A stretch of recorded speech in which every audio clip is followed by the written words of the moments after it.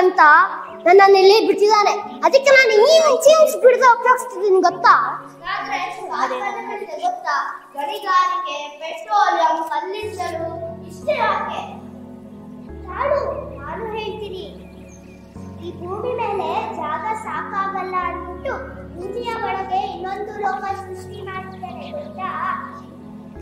ನಾವು ಸಂಪಾದನೆ ಮಾಡಿರೋ ಹಣ ಯಾರು ಹತ್ರನೂ ಇರಲ್ಲ.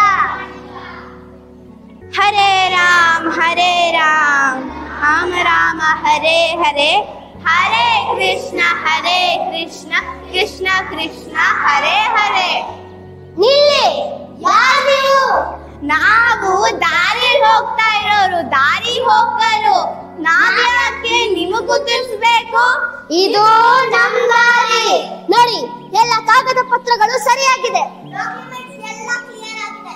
ನೀವು ಈ ದಾರಿ ಹೋಗಬಾರ್ದು. ಏನು?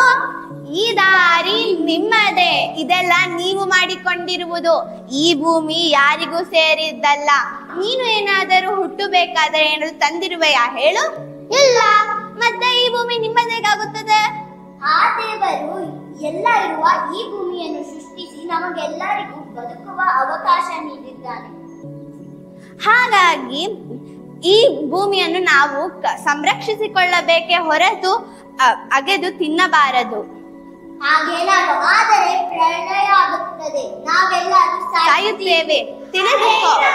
ಹರೇ ರಾಮ ರಾಮ ಹರೇ ಹರೇ, ಹರೇ ಕೃಷ್ಣ ಕೃಷ್ಣ ಕೃಷ್ಣ ಹರೇ ಹರೇ. ಏನು, ನಾವೆಲ್ಲ ಸಾಯ್ತೀವ? ಈಗ ನಂಗೆ ಅರಿವಾಯಿತು, ಕ್ಷಮಿಸಿ ನನ್ನನ್ನು. ನಮ್ಮಿಂದ ಭೂತಾಯ ಸೇವೆಗೆ ಮುಂದಾಗ್ತೀವಿ. ಎದ್ದೇಳಿ, ಅರಿವಿಗಿಂತ ಗುರು ಮತ್ತೊಂದಿಲ್ಲ. ಇವೆಲ್ಲ